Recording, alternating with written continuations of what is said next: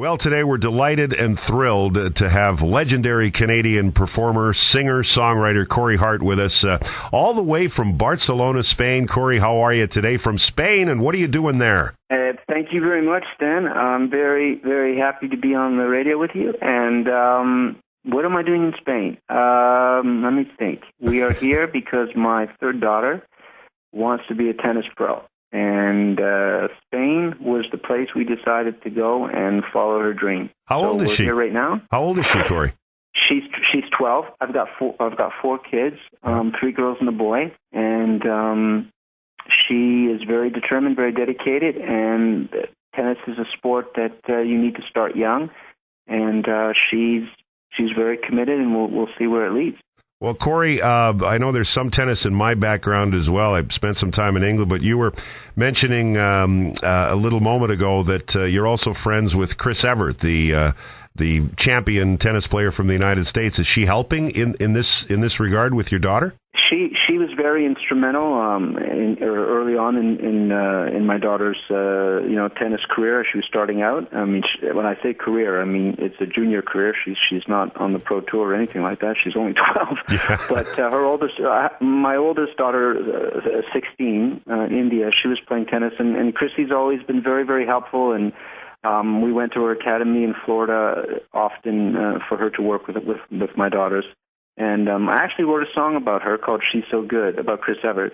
Oh, cool! It's actually it's on my website, CoreyHart.com, and it's a song that was never released, but it was actually we were playing tennis one day, her and I, and I just couldn't get a point off her. I mean, obviously I'm a hack, but yeah. I mean, I could run really fast, and actually because I have an orthodox style of tennis.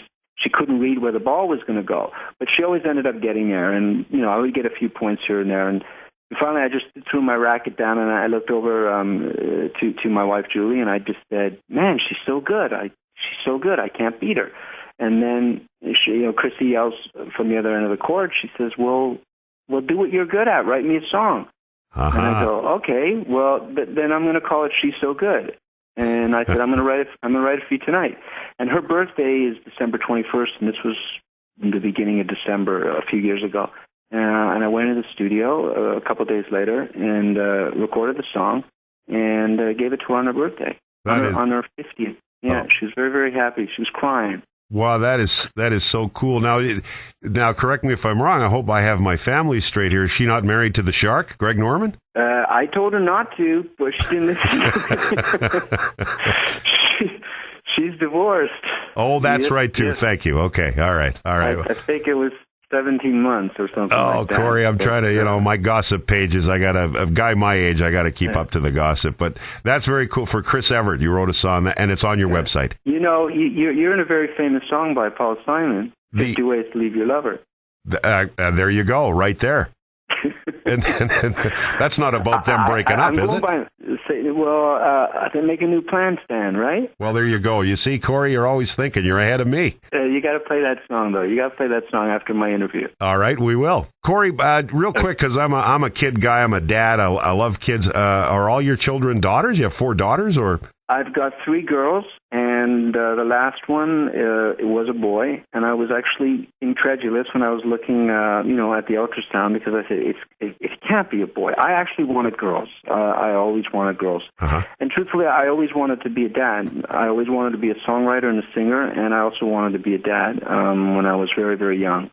Which is weird for an 18-year-old guy to say that I really want to be a dad one day. Well, your dad wasn't around always, was he? No, my dad wasn't around at all. Yeah. And I think in a way, perhaps he gave me the greatest gift of all. I tried not to be like him. Uh-huh. And so, I dedicate, that's why I pulled back from music, but 10 years ago, because, my kids wouldn't see me if I was on the road touring, and there are a lot of great fathers out there that are musicians that are able to balance that, but I wasn't able to do that. I want to drive my kids to school. I want to do their homework. I want to get frustrated by them, and I need to be around them to be frustrated by them and to be blessed by them. You know what? I'm proud of you to hear you say that, Corey, because you have my full support and good for you. Now, did you not move from Canada because of that reason, Corey? To be with the kids? Is that my understanding? Well, my daughter India was born in Montreal. When she was 4 months old, we left, and I went down to the Bahamas. And actually, I went down to the Bahamas because that's where my father was living. And my parents had split up when I was about 7 or 8 years old, and I hardly knew him. I would see him, every other Christmas or something, and I decided, when I had my first child, that, I wanted to try and maybe reconcile and spend some time with him. And those things don't always work out. They're maybe a little idealistic, and you hope for it to work out, and it didn't really pan out. My father's died in 2003, and when I went down in the Bahamas to be with him, it just didn't live up to what my romantic expectations were. But my other 3 children were born in Bahamas, and what was your first question? I can't remember now. But that you moved away from out of Canada, kind of out of the spotlight, and you picked the Bahamas so you could be a dad. Yeah, well, actually, because there's a few reasons. Also, my wife was a very well-known singer in Quebec at the time, Julie Mass, and we had no privacy. And when my daughter India was born, we just felt we wanted to go away somewhere and chill for a couple of years and raise our daughter. I didn't realize that we would become a child factory production team very quickly. Every 2 years another baby. Yeah. But I would have had 7 or 8. Yeah. My wife stopped me at 4. She says, like Robert Duran said, the boxer, no mas.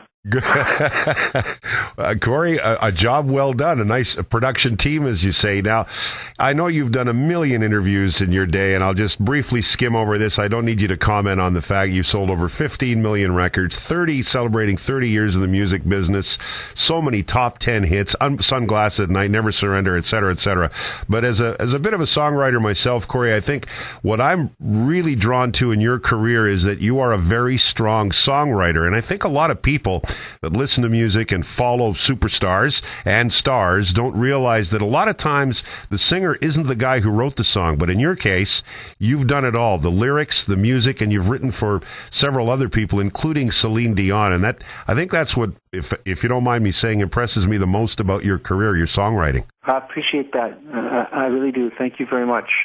When my career started, and it was sort of meteoric in the sense that, since I was 12 or 13, all I wanted to do was write songs and sing. And I think that because of my image and because I had a lot of fan hysteria at the concerts, I think it somewhat overshadowed the fact that I did write and write and record all my own compositions, words and music. But, water finds its own level in time. I think that people recognize that and that I was a songwriter. And to me, there's no greater compliment. I'm kind of hard on myself as a vocalist. I think that I'm not the best singer. I never pretended to be or ever said that I was. But anyone that ever bought a Corey Hart record knows that you got 100% Corey Hart words and music. For better or for worse, I was true to who I was and true to who I am, and I still am.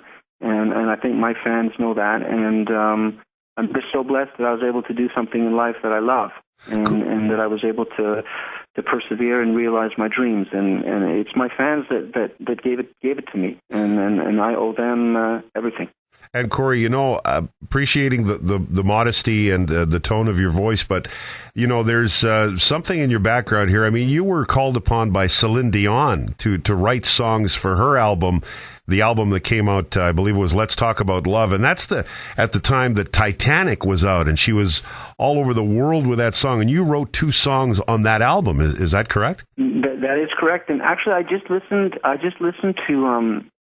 to those songs the other day because she's doing a French record, and because I can't, I speak well enough French, but I can't do justice to French lyrics. I wouldn't even try to attempt to write French lyrics. But a French lyricist from Quebec got in touch with me and said, would I consider putting my music to some of her words? And So we're actually going to try and collaborate together with Céline on her next French record. Is it a different? Yeah, it's one of the highlights. It's one of the highlights for me in my career that she, like my music, was we're from the same city in Montreal, and she grew up listening to my songs, and she could have had any songwriter in the world write for her on that album.